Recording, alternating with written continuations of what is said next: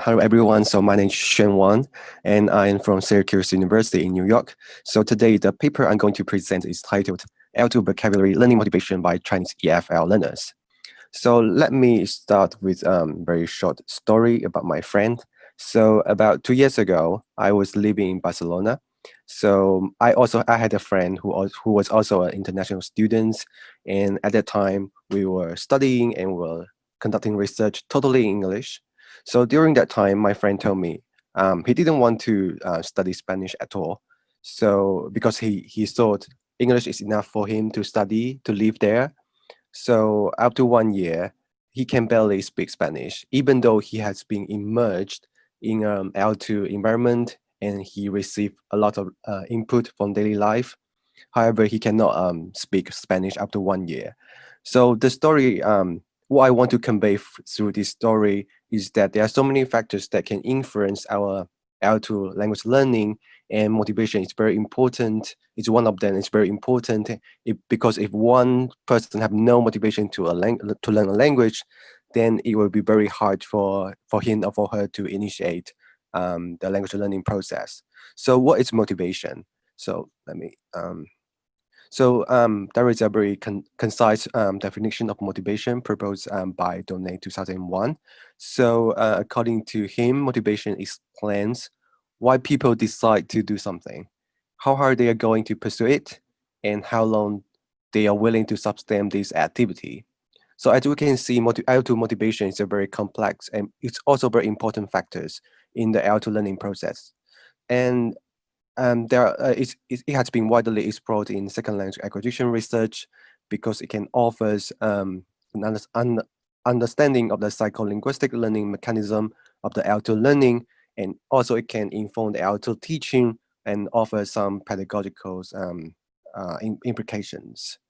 So here are some literature review. So in terms of motivation research, there are three main phases.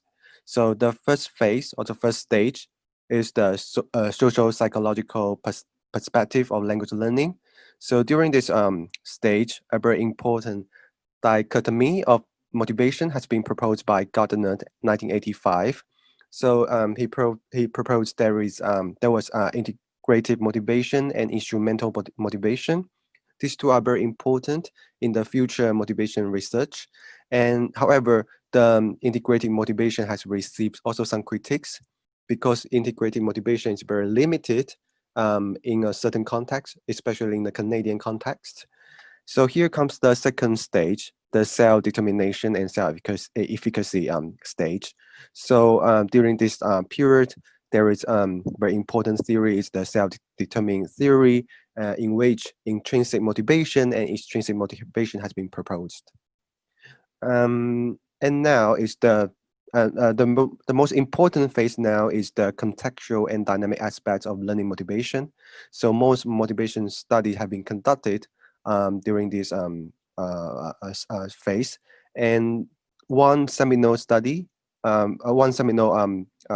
idea has been proposed by Donay 2005. So it's the L2 motivation self system. So according to this the theory, it explains the three aspects of the L2 learning motivation, so which are the Octo L2 self, the ideal L2 self, as well as the L2 learning experiences.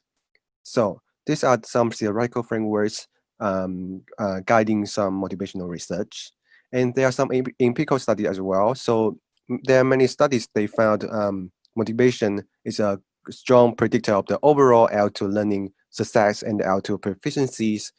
However, there are relatively smaller and fewer studies exploring the motivation with regards to the L2 skills, language skills, such as the listening, speaking, writing, reading, and in particularly, there are fewer studies focusing on the vocabulary learning motivation. So here I list only a few studies on vocabulary learning motivation. For example, in Wang et al. 2015, so they found L2 task motivation fluctuated over time with regards to the vocabulary learning. So this is the dynamic feature of the motivation. And in 2017, John et al. They also found motivation correlates with the L2 vocabulary knowledge. As regards to motivation with and L2 learning strategies, so in the same study by Zhang et al., they also found the learning strategies is a mediative factor between the two variables, namely the motivation and also the L2 vocabulary knowledge. In a very recent study by Ten et al. 2020, so they explored motivation, writing motivation, and they found higher writing proficiency students employ more motivational self-regulated strategies.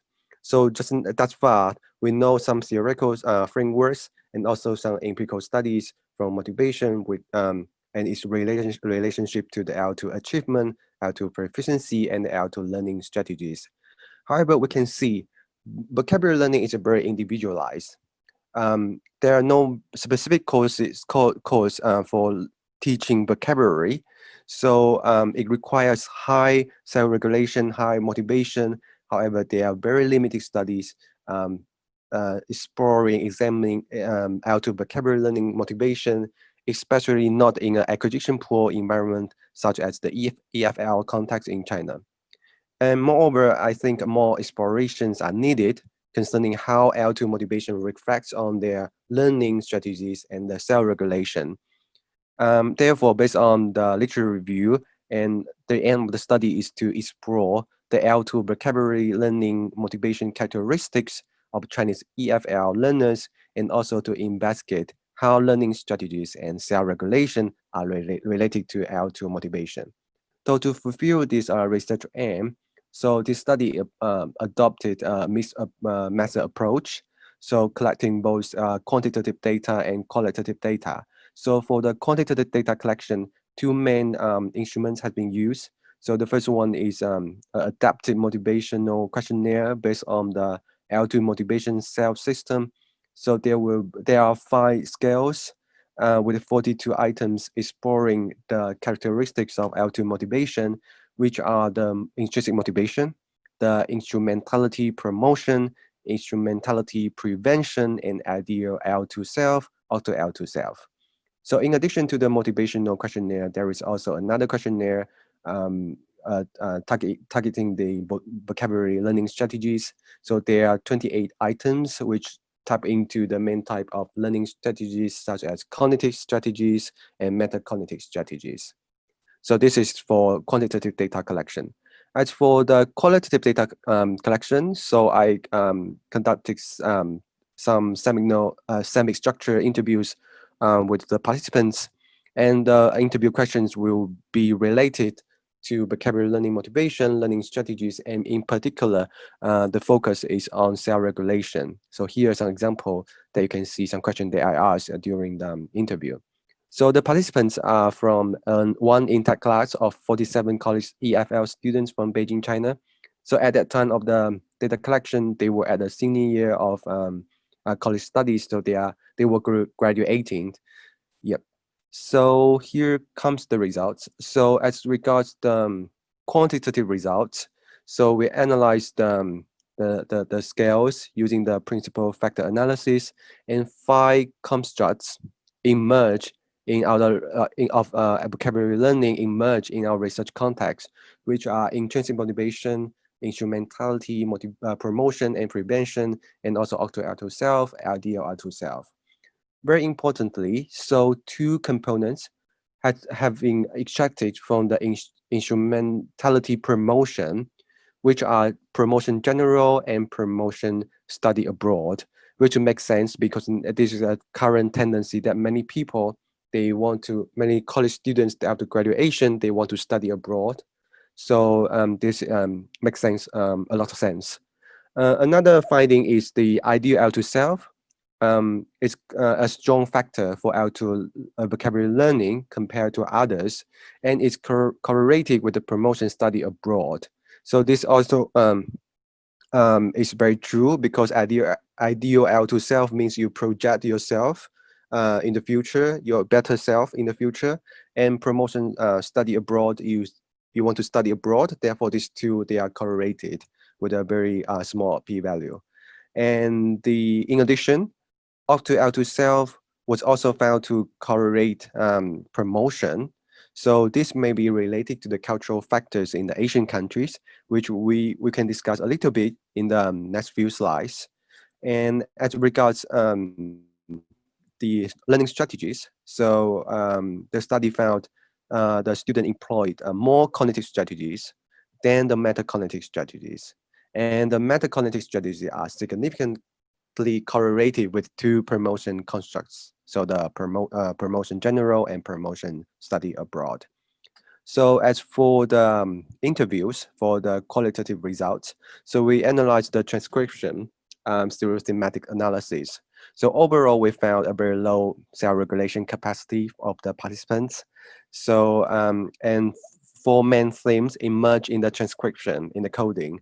So the first one is the commitment control. So some students, they believe they have very weak willpower, so they cannot consist insist on their plans to study vocabulary, and they say they may easily give up their study plan. And this also related to the second theme, which is the metaconnection. So they say they seldom make plans to study vocabulary in particular, and also they procrastinate a lot in terms of their goals, their learning goals. And in addition, we also found the theme of abstention and emotion. So they found learning vocabulary is quite boring. However, most of them, they will try to use some supplementary methods like using some mobile phone applications to to make the learning process less boring.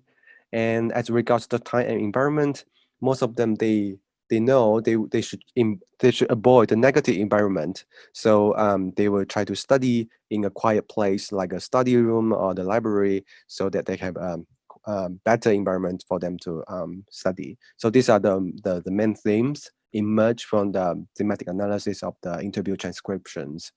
And to discuss a little bit, so as we can see just now, there are five constructs that emerge in a Chinese context. So this validate the motivational constructs and the theoretical frameworks, as we mentioned just now, and extend the theoretical framework to a wider context in Asian countries, China.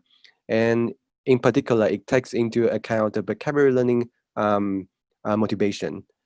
Another uh, theme is the emergence of the two promotion factors. So this reflects, as I said just now, reflects the studying abroad now is quite popular for Chinese people, and therefore this influence Chinese EFL learners vocabulary learning process. Even they are at the senior year, they are graduating, they still have some motivation to learn the English vocabulary. Overall, Chinese EF learners, they are likely to have some instrumental motivation. So means they learn vocabulary in order to get some rewards, they got some promotion or prevention. And projecting the ideal out to self is a very strong motive for them to learn vocabulary.